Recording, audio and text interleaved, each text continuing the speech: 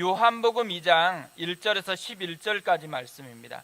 요한복음 2장 1절에서 11절까지 한 절씩 교독하고 마지막 절은 함께 읽겠습니다. 사흘째 되던 날 갈릴리 가나에 혼례가 있어 예수의 어머님도 거기 계시고 예수와 그 제자들도 혼례의 청함을 받았더니 포도주가 떨어진지라 예수의 어머니가 예수에게 이르되 저들에게 포도주가 없다 하니 예수께서 이르시되 여자여 나와 무슨 상관이 있나이까 내 때가 아직 이르지 아니하였나이다. 그의 어머니가 하인들에게 이르되 너희에게 무슨 말씀을 하시든지 그대로 하라 하니라. 거기에 유대인의 정결 예식을 따라 두세 통 드는 돌 항아리 6이 놓인지라. 예수께서 그들에게 이르시되 항아리에 물을 채우라 하신즉 아귀까지 채우니 이제는 떠서 연회장에게 갖다 주라 하심에 갖다 주었더니 연회장은 물로 된 포도주를 맛보고도 어디서 났는지 알지 못하되 물떠온 하인들은 알더라. 연회장이 신랑을 불러 말하되 사람마다 먼저 좋은 포도주를 내고 취한 후에 낮은 것을 내거늘 그들은 지금까지 좋은 포도주를 두었도다 하니라. 같이 읽습니다. 예수께서 이 첫 표적을 갈릴리 가나에서 행하여 그의 영광을 나타내심에 제자들이 그를 믿으니라. 아멘. 오늘은 예수 물을 포도주로 바꾸다, 예수 물을 포도주로 바꾸다라는 제목으로 하나님의 말씀을 살펴보겠습니다. 이번 주에 저에게 굉장히 제가 꽂혀 있는 그런 찬양이 하나 있습니다. 계속해서 듣고 또 들을 때마다 은혜가 되더라고요. 오늘 새벽에는 하도 들었더니만 깨면서 바로 이 찬양이 이렇게 흘러나오는 것입니다. 내가 봅니다. 존귀한 주를 봅니다. 이렇게 되어지는 찬양이거든요. 욥의 고백이라는 찬양입니다. 욥의 이야기로 만든 노래인데요. 가사가 이렇습니다. 철저히 무너진 삶 속에서 하나님 나에게 역사하시고 믿음의 시선을 허락하사 주를 주목하게 하시네. 때로는 견디기 힘들 때도 하나님 언제나 함께 하시며 은혜와 진리의 성령 주사 주만 바라보게 하시네. 내가 봅니다. 영원한 주를 봅니다.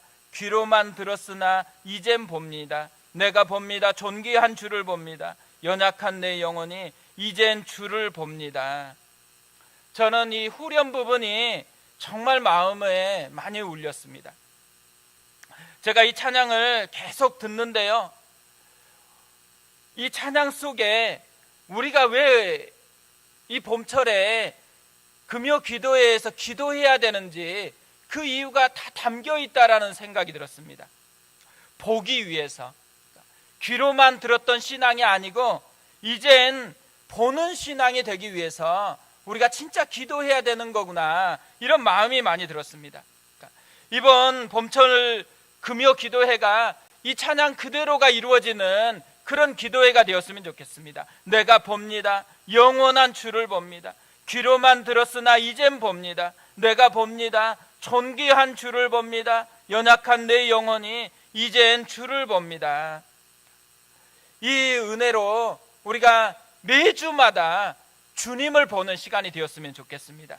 이번 봄철 기도회에서는 저희가 요한복음에 나오는 표적들을 좀 살펴보려고 합니다. 제가 이 표적들을 하나하나 살펴보다가요, 이 표적 하나하나가 우리에게 주는 아주 심플한 메시지가 있다라는 생각을 했습니다.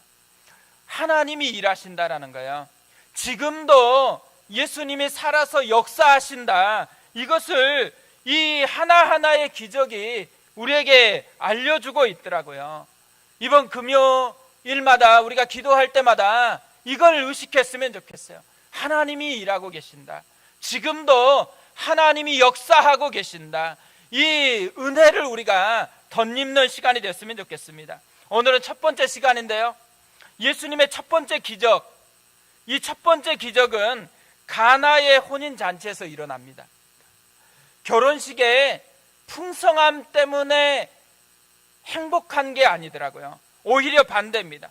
부족함 때문에, 결핍 때문에 하나님의 기적이 시작이 되어집니다. 3절을 보면 포도주가 떨어진지라 예수의 어머니가 예수에게 이르되 저들에게 포도주가 없다 하니 포도주가 떨어진지라. 포도주가 떨어지는 결핍이 생겼다라는 거예요. 포도주가 떨어지는 결핍이 없었다면 오늘 이 기적은 없다라는 얘기로 우리에게 들린다라는 거죠. 요즘의 결혼식은요, 대부분 신랑 신부에게 초점이 있는 것 같아요. 그 신랑 신부가 원치 않으면 별로 안 합니다. 뭐 어떤 주례도 신랑 신부 원치 않으면 안 해요. 그러니까 요즘에는 진짜 신랑 신부가 주인이 되어 있는 그런 결혼식 문화인데요, 예수님 당시에는 달랐습니다. 예수님 당시에는 개인보다는 공동체가 훨씬 중요한 시대였어요. 결혼식도 개인들의 잔치를 떠나서 공동체의 축제였습니다. 그래서 하루만 하는 것도 아니고 보통 일주일 정도 계속해서 잔치가 열렸습니다. 그리고 이 잔치의 핵심은 무엇보다도 기쁨을 만들어주는 포도주에 있었습니다. 그런데 그 포도주가 떨어졌어요. 이 말은 잔치가 이제 중간에 하다가 끝날 수밖에 없게 되었다라는 거예요.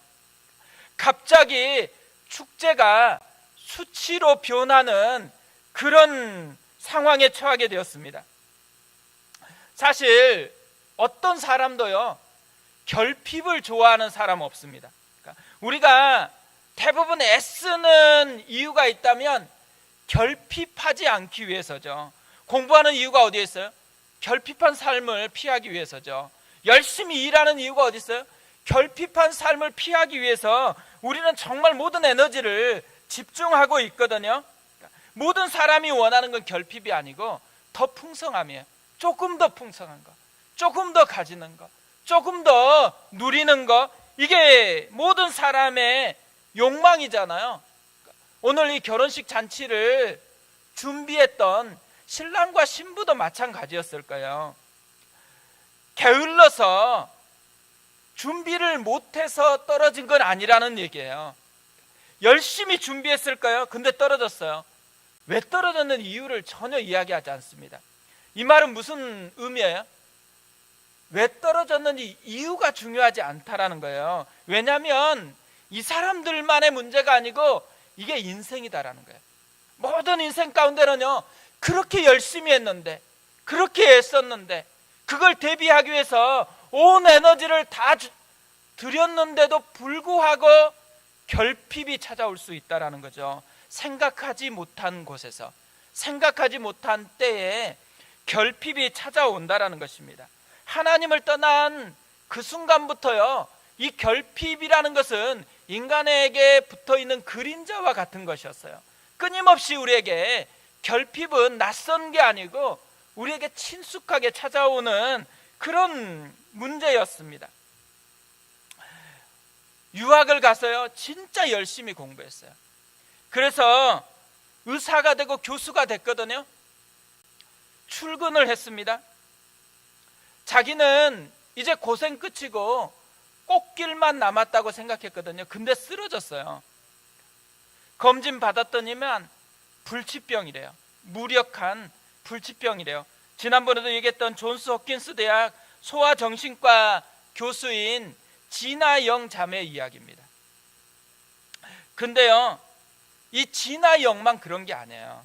그러니까 저희가 우리 교회에서 성도님들을 보아도요, 이런 일이 계속해서 일어나요. 끊임없이 우리 속에서 발견되는 한 가지가 뭐냐면 포도주가 떨어진지라. 갑자기 암이 발견돼서 수술을 해요. 또 갑자기 육신의 여러 가지 부분에서 아파요. 치료하려고 애를 써요. 또 관계에 문제가 생겨요. 가정에 관계에 문제가 생기면 그것만큼 고통스러운 게 없습니다. 그런데 생겨요. 경제적인 어려움이 갑자기 찾아와요. 그뿐만 아니에요. 코로나가 생기니까 지금 모든 사람이 뭘 경험하고 있어요? 포도주가 떨어진지라. 예상하지 못했던 곳에서 갑작스럽게 포도주가 떨어진지라. 이것을 모두가 경험하고 있습니다. 이렇게 갑작스러운 결핍이 찾아오면 우리에게서 어떤 반응들이 일어나요? 어떤 사람은 낙심해요. 어떤 사람은 깊이 좌절해요. 또 어떤 사람은 비난해요. 하나님이 왜 이렇게 나한테만 이러냐 비난해요. 하지만요, 하나님은 이 결핍을 기적의 이야기로 만드는 재료로 바꾸신다라는 거예요. 갑자기 닥친 이 결핍을 오늘 하나님의 놀라운 기적 이야기로 바꾸어 놓고 있습니다. 오늘 이 가나 혼인잔치의 핵심이 뭐겠어요? 갑자기 닥친 이 부족함, 결핍을 더 풍성한 것으로 바꾸어 놓았다라는 거예요. 이 포도주가 떨어진지라 이것을 그의 영광을 나타내심으로 바꾸어 놓았습니다.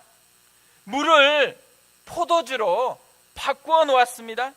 6절을 보면요, 거기에 유대인의 정결 예식을 따라 두세 통 드는 돌 항아리 6이 놓였는지라. 물이 어떤 물이라는 거예요? 결례에 쓰는, 정결 예식에 쓰는 물이라고 얘기해요. 그러니까 먹는 1급수가 아니라는 거예요. 별로 그렇게 좋지 않는 등급에 속해 있는 물인데, 손을 씻는 그런 용도로 쓰는 물인데 최고의 극상품 포도주로 바꾸어 놓았다라고 얘기를 합니다.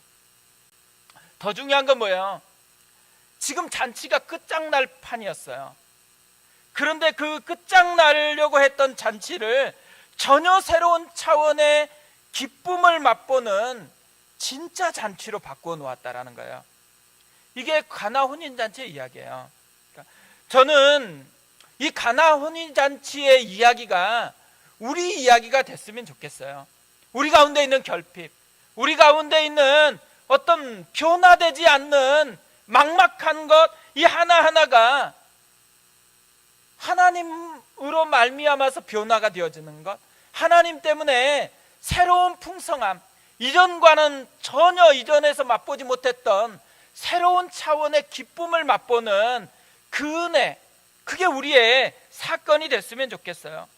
그래서 우리가 하나님 앞에 기도하려고 하는 것이죠.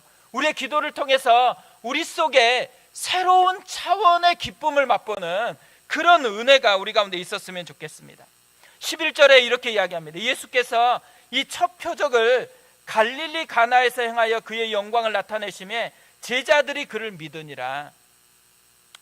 오늘 이 기적을 기적이라고 표현하지 않고 표적이라고 그렇게 이야기를 해요.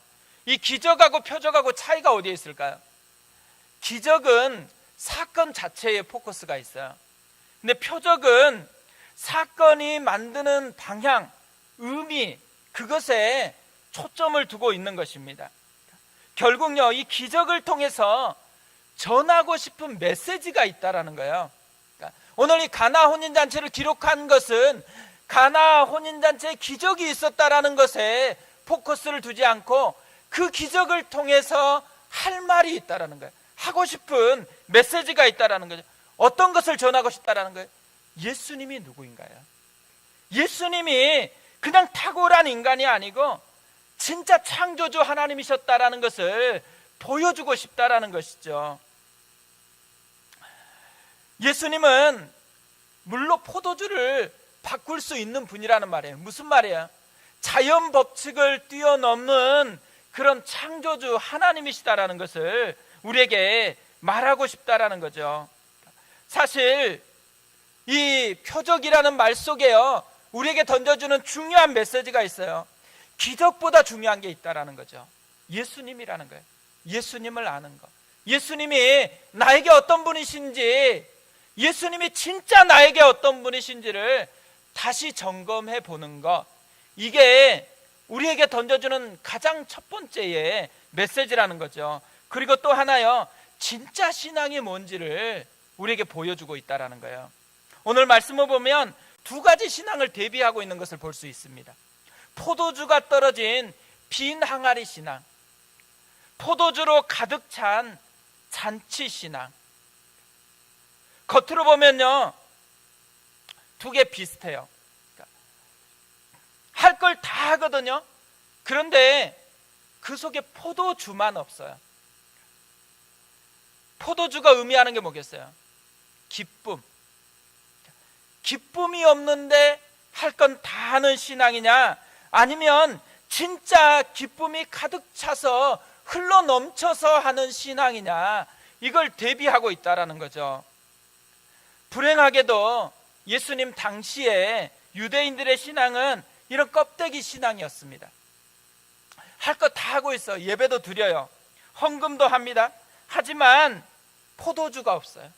기쁨이 없어요.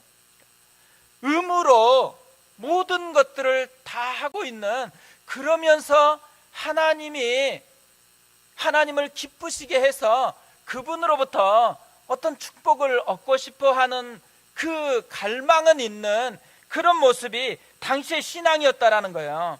그런데요, 오늘 이 표적을 통해서 주님이 뭘 요구하고 있는 거예요? 그런 껍데기 신앙에서 벗어나서 진짜 기쁨이 흘러 넘치는 신앙으로 초대하고 있다라는 거예요.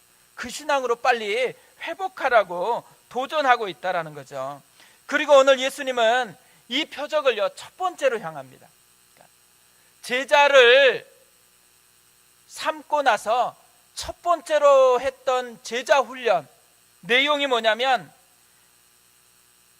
이 가나 혼인잔치의 기적을 통해서 진짜 기쁨이 있느냐 없느냐를 점검하는 것이 제자도의 핵심이다라는 것을 알려주고 있다라는 거죠. 우리가 신앙생활을 하잖아요. 첫사랑을 항상 점검해라 그러잖아요. 처음 사랑을 점검하라 그럴 때 처음 사랑의 핵심이 뭐겠어요? 의무냐 기쁨이냐요. 사랑이 만들어내는 기쁨이 우리 속에 있냐, 아니면 의무적으로 계속해서 뭔가를 하고 있느냐. 의무로 하고 있으면 멈추라는 거예요. 그리고 기쁨을 주시는 주님을 다시 힘입어서 다시 새롭게 출발해 가라는 것이죠. 우리가 어떻게 하면요, 이런 또 다른 차원의 기쁨을 누리는 그런 신앙의 삶을 살아갈 수가 있을까요? 오늘 본문이 그것을 우리에게 알려주고 있다고 생각합니다. 그걸 좀 살펴볼 텐데요, 결핍이 또 다른 차원의 기쁨이 되려면 첫 번째로는요, 결핍을 예수님께 맡겨야 된다라는 거예요. 2절에 이렇게 되어 있습니다. 예수와 그 제자들도 혼례의 청함을 받았더니, 오늘 이 혼인집에서 진짜 잘한 것 한 가지가 있다면 예수님을 초대했다라는 거예요. 어떤 것보다 잘한 게 이거예요. 우리 인생에 진짜 중요한 문제가 있다면요, 예수님을 초대하는 것입니다. 내 인생으로, 내 삶으로 예수님을 초대하는 거예요. 요한복음 1장 12절에서 이렇게 말씀합니다. 영접하는 자, 곧 그 이름을 믿는 자들에게는 하나님의 자녀가 되는 권세를 주셨으니, 초대하라는 거죠. 내 삶으로 초대할 때 하나님의 자녀된 권세를 누리게 될 것이다 라고 이야기를 해요. 또 하나 오늘 본문을 보면 진짜 잘한 게 또 나옵니다. 결핍을 예수님께 맡기고 있다라는 거예요. 3절을 보세요. 포도주가 떨어진지라 예수의 어머니가 예수에게 이르되 저들에게 포도주가 없다 하니, 포도주가 떨어졌을 때 얼마나 많은 사람들이 그 현장에서 호들갑스럽게 했을까요? 이 포도주가 떨어진 것 때문에 염려하는 사람이 진짜 많았을 거예요. 또 왜 이렇게 준비를 못했냐, 계산을 왜 이렇게 못했냐 비난하는 사람도 분명히 있었을까요? 또 어떤 사람은 뭐예요? 아무리 했어도 그 포도주를 준비할 것 같지가 않으니까 낭망하는 사람들도 분명히 있었을 거라고 생각해요. 그런다고 문제가 해결될까요? 비난한다고, 염려한다고, 낙심한다고 문제가 해결되나요? 그렇지 않아요. 문제는 언제 해결돼요? 문제의 해결자이신 하나님께 맡길 때, 그때 비로소 문제의 해결이 시작된다라는 거죠. 우리가 전자제품이 고장나면 어떻게 해요? 보통 서비스 센터에 전화를 하거나 또 가서 전문가에게 맡깁니다. 만약에 우리가 전문가를 방문하도록 요청했다고 생각해 보세요. 이 전문가가 왔어요. 근데 어떤 사람이 이 전문가에게 맡기지 않고 자기가 그 앞에서 막 끙끙대면서 그 문제를 계속해서 씨름하고 있다. 어떤 현상이에요. 되게 어리석은 거죠. 근데 의외로 신앙생활을 하는데 이런 유형의 신앙생활하는 사람이 정말 많다라는 거예요. 창조주이시고 최고의 전문가이신 예수님을 분명히 초대했어요. 나의 구주로, 나의 하나님으로 내 인생 가운데 초대했거든요. 문제가 생겼어요. 결핍이 생겼어요. 어려움이 생겼어요. 근데 뭐 하고 있어요? 초대한 분이 왔는데도 불구하고 자기가 끙끙대면서 애쓰고 있어요. 막 해결하려고 끙끙대고 있어요. 그러면서 뭐예요? 불안해요. 염려해요. 두려워해요. 낙심해요. 뭘 얘기하고 있는 거예요? 바보라는 거예요, 바보. 그러니까 어리석은 그런 유형의 삶을 살아가고 있다는 거죠. 최고의 전문가를 초대했으면, 그분이 왔으면 그분에게 문제를 맡기는 것이 지혜잖아요, 지혜. 맡기는 게 지혜지, 왔는데도 자기가 끙끙대는 게 지혜가 아니에요. 기도는요, 약하고 무능하고 어리석기 때문에 하는 게 아니에요. 기도는 반대예요. 지혜롭기 때문에 하는 거예요. 진짜 전문가이신 그분이 있다라는 것을 알기 때문에, 깨닫기 때문에 전문가이신 그분에게 맡기는 게 기도라는 거죠. 혼자 끙끙대는 게 철든 신앙이 아니에요. 자기 힘으로 해결할 수 있는 능력을 갖췄다고 생각하는 게 철든 신앙이 아니라는 거예요. 진짜 하나님의 백성으로 철이 들었다라는 것은 그분에게 아주 사소한 것까지도 맡기는 사람이 됐다라는 거예요. 아주 작은 것까지도 끊임없이 맡기는 게 철들고 지혜로운 사람의 모습이라는 거죠. 그런데 맡길 때요, 반드시 기억해야 될 게 오늘 본문에 보면 나옵니다. 반드시 기억해야 될 게 4절 5절에 나와 있어요. 이렇게 되어 있습니다. 예수께서 이르시되 여자여 나와 무슨 상관이 있나이까? 내 때가 아직 이르지 아니하였나이다. 그의 어머니가 하인들에게 이르되 너희에게 무슨 말씀을 하시든지 그대로 하라 하니라. 맡기면요 바로 해결되면 좋겠죠. 근데 그게 아니에요. 예수님의 어머니잖아요. 마리아가 부탁했는데 특혜가 없어요. 마리아가 부탁했는데도 불구하고 예수님께서 환호하는 게 아니고 되게 삐딱하게 이야기를 합니다. 오히려 아직 내 때가 이르지 아니했다고 하면서 뒤로 빠지는 것 같은 그런 뉘앙스로 얘기하고 있다라는 거예요. 이때 위기가 찾아와요. 맡김의 위기는 이럴 때 찾아오는 거죠. 내 생각대로 안 될 때, 내 시간대로 응답이 안 된다고 생각할 때, 그때 조급해져요. 그때 자꾸만 흔들리잖아요. 그런데 마리아의 위대함이 어디 있어요? 집중하는 힘이 있다라는 거예요. 흔들리는데도 불구하고, 상황이 별로 좋아지는 것 같지 않은데도 불구하고 여전히 더 적극적으로 집중한다라는 거예요. 오히려 하인들에게 무슨 말씀을 하시든지 그대로 하라고 이야기를 하고 있어요. 집중하고 있다라는 거죠. 방해가 있던 없던 예수님께 더 집중하는 거. 상황이 좋아 보이든 더 나빠지든 예수님께 집중하는 거. 이게 맡기는 자에게 진짜 중요하다라는 거죠.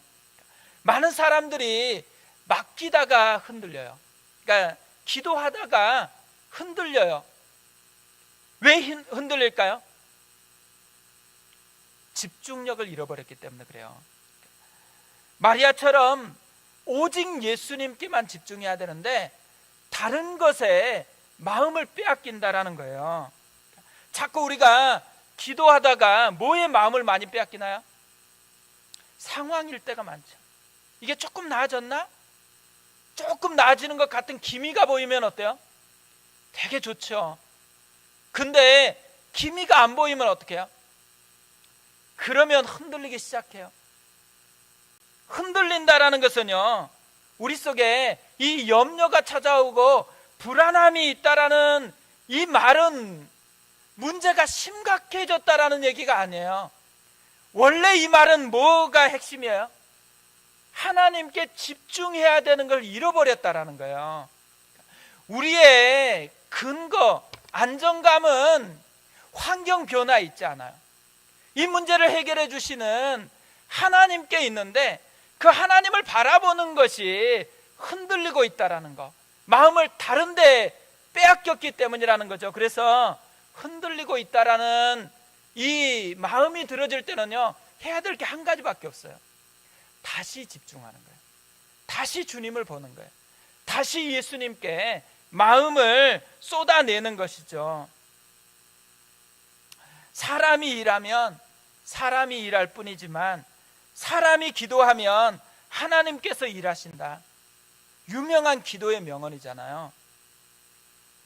맡기면 하나님의 사건이 된다라는 거예요. 맡길 때 집중하기만 하면 그것이 하나님이 만지시는 일로 바뀌어진다라는 것을 우리에게 얘기하고 있다라는 거죠. 우리가 그랬으면 좋겠어요. 기도하면서 맡겼으면 좋겠고요, 맡기면서 집중했으면 좋겠어요. 그분에게 모든 것을 창조하고 다스리고 있는 전문가이신 그분에게 집중했으면 좋겠습니다. 두 번째로요, 결핍이 또 다른 차원의 기쁨이 되려면 헌신해 보라는 거예요. 7절 8절 하인들을 보세요. 예수께서 그들에게 이르시되 항아리에 물을 채우라 하신즉 아기까지 채우니 이제는 떠서 연회장에게 갖다 주라 하심에 갖다 주었더니, 오늘 이 기적이 일어나는데 이 이야기를 보면 막 스펙타클 하지는 않아요. 굉장히 심플합니다. 뭐 해라? 그러면 해요. 근데 해라는 게 뭐 그렇게 어렵진 않아요. 물 떠서 부어라, 또 물 떠서 갖다 줘라. 굉장히 쉬운 건데, 그 쉬운 건데 하나하나 하고 있다라는 거예요. 근데 놀라운 건 뭐예요? 말씀대로 해보니까 기적이 일어나고 있다라는 거예요. 헌신이라는 이 말은요, 다른 게 아닙니다. 헌신은 말씀대로 반응하는 게 헌신이에요. 자기 생각대로 반응하는 거 아니에요. 자기가 더 열심히 하겠다고 막 감정을 막 실어서 하는 거, 그게 헌신이 아니에요. 상황에 따라 반응하는 것도 아니에요. 헌신은 말씀대로 하는 거예요. 주님이 이거 해봐라, 그럼 하는 거예요. 그리고 그 하는 것을 통해서 하나님이 말씀하신 것이면 그분이 말씀하신 대로 이루어지는 것을 보는 거, 이게 오늘 이 하인들이 경험했던 내용이라는 거죠.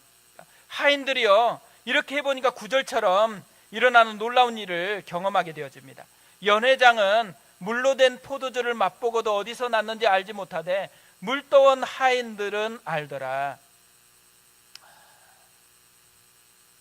예수님의 기적의 비밀을 경험하는 사람이 되어졌다라는 거죠. 예수님의 임재의 능력을 자기의 온몸으로 맛본 사람이 됐습니다. 예수님의 사건이 자기 사건이 된 사람, 이 사람이 이 하인들이었어요. 물떠온 하인들은 알더라. 교회 신앙은요, 두 종류예요. 연회장 신앙이냐, 물떠온 하인 신앙이냐.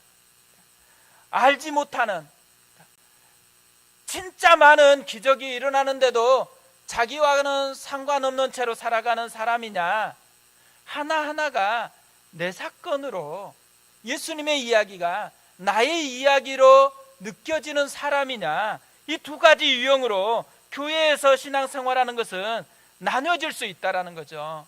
우리가 어디에 속해 있을까요? 우리가 어디에 속해야 될까요? 물떠온 하인들은 알더라. 이게 우리의 노래가 돼야 돼요. 나는 안다. 이제 봅니다. 이제는 주님을 봅니다. 이때까지는 들었는데 이제 내가 주님을 봅니다. 이게 우리의 노래가 되어야 된다는 거죠. 그러기 위해서 할 것을 복잡하게 얘기하지 않고 있습니다. 말씀대로 하는 거예요. 하인들은 말씀을 해석하지 않았어요. 말씀을 따져보지 않았어요. 자기 생각에 맞는지 아닌지 계산하지 않았어요. 말씀대로 하고 있을 뿐이에요. 근데 사실 오늘 말씀 묵상하다가요, 제가 진짜 놀라운 걸 깨달았어요. 이 하인들이요, 지금 누구 때문에 이렇게 말씀에 반응하는 사람이 됐어요? 예수님 때문이 아니더라고요. 이 하인들이 이렇게 말씀에 반응한 것은요, 마리아 때문에 그래요. 마리아가 그렇게 얘기했기 때문에 이 하인들이 지금 마리아를 신뢰해가지고 예수님의 말씀을 따라서 반응하는 거더라고요. 이걸 보면서 진짜 마음에 소원이 생기더라고요. 우리 아이들이 아빠의 말이면 이렇게 신뢰할 수 있으면 정말 좋겠다라는 이런 마음이 드는 거예요. 저만 아니고 우리 모두가 그랬으면 좋겠어요. 엄마로서, 아빠로서 자녀들이 우리 엄마와 아빠가 하는 말이면 신뢰할 만하다고 그렇게 얘기할 수 있었으면 좋겠어요. 그뿐 아니죠. 요즘같이 교회가 신뢰를 잃어버린 그런 시대도 없어요. 그런데 이런 시대 속에서 진짜 필요한 게 있다면 마리아와 같은 교회가 필요한 것이죠. 그러니까 어떻게 보면 우리 한 사람 한 사람뿐 아니라 우리 공동체가 마리아와 같은 공동체가 되었으면 좋겠어요. 그래서 우리가 하나님 앞에 주의 말씀이다라고 여기고 시도하려고 하면은 그건 진짜 신뢰할 만한 것이고 그건 하나님이 이루실 거라는 확신을 갖는 그런 공동체가 되어졌으면 좋겠어요. 그게 이번 봄철 우리가 기도회를 하면서요, 매주마다 우리 안에서 품고 기도하는 기도 제목이 되어졌으면 좋겠습니다. 이 욥의 고백이라는 노래가요, 교회 오빠라는 다큐 영화가 있었잖아요. 그 영화의 엔딩곡으로 나왔다고 합니다. 저도 교회 오빠라는 영화 봤거든요. 근데 이 노래가 그 노래인지 몰랐어요. 근데 제가 이 노래를 계속해서 영상을 찾아서 보면서 듣는데 거기에 교회 오빠의 영상이 계속 나오는 거예요. 그래서 찾아봤더니만 이게 엔딩곡으로 나왔던 곡이라고 그렇게 얘기하더라고요. 근데 이 찬양 영상 속에요, 교회 오빠의 이관희 형제가 했던 여러 가지 이렇게 이야기가 나와요. 근데 그 중에 한 대화가 제 마음에 와닿더라고요. 이렇게 얘기합니다. 고난을 통해서 더 하나님께 나아가는 삶을 산다면 충분히 행복한 삶이라는 생각이 들더라고요. 고난을 통해서 더 하나님께 나아가는 삶을 산다면 충분히 행복한 삶이라는 생각이 들더라고요. 이관희 형제는 뭘 경험한 거예요? 또 다른 차원의 기쁨을 경험해 버린 거예요. 세상에서 맛보지 못하는 또 다른 비밀을 이미 경험해 버린 거예요. 그래서 그렇게 심각한 결핍이 생겼음에도 불구하고 불평하는 게 아니에요. 오히려 그 또 다른 차원의 기쁨을 맛보았기 때문에 감사하고 하나님을 바라보는 소망으로 나아가고 있다라는 거죠. 우리가 그랬으면 좋겠어요. 우리에게도 결핍이 찾아옵니다. 결핍은 우리가 아무리 기도한다고 해서 없어지는 거 아니에요. 찾아와요. 찾아왔을 때 우리가 이 결핍이 우리를 무너뜨리게 하고 미끄러뜨리는 절망케 하는 것으로 나아가도록 방치하면 안 돼요. 하나님 우리에게 결핍을 주시는 이유가 있다면 또 다른 차원의 기쁨을 맛볼 수 있는 재료로 우리에게 주었기 때문에 그렇습니다. 이 결핍은 그래서 주님의 초대예요. 주님을 경험할 수 있는, 주님의 기적을 맛볼 수 있는, 주님의 사건을 내 사건으로 맛볼 수 있는 또 다른 초대가 되어진다라는 거죠. 그 은혜를 우리가 경험했으면 좋겠어요. 욥기 42장 5절에서 이렇게 고백을 합니다. 내가 죽게 대하여 귀로 듣기만 하였사오나 이제는 눈으로 주를 배움나이다. 이 은혜가 우리 가운데 역사하는 은혜가 되었으면 좋겠습니다. 우리 그 마음을 가지고 한번 기도하도록 하겠습니다. 이 시간에 기도할 때 마음에 하나님을 깊이 바라보시면서 기도했으면 좋겠어요. 그리고 특별히 우리 가운데 하나님, 예수님의 이 사건이 우리의 사건 되게 도와주십시오. 진짜 주님을 경험하는 우리가 되어질 수 있도록 하나님, 우리를 이 시간에 만져주시옵소서. 우리의 일상 하나하나 주어진 것, 우리의 시간, 하나님이 시간을 주신 이유 절망하라는 게 아니에요. 낙심하라는 게 아니에요. 비참함으로 견디라는 게 아닙니다. 최고의 전문가이신 그분이 우리 속에 계세요. 동행하기를 원해요. 기적의 사건으로 바꾸기를 원해요. 하나님, 우리가 그 은혜를 맛보게 해 주옵소서. 그래서 기적의 이야기가 우리의 이야기 되어질 수 있도록 하나님 인도하여 주시옵소서. 우리 같이 이 시간에 한번 기도하겠습니다. 하나님 아버지,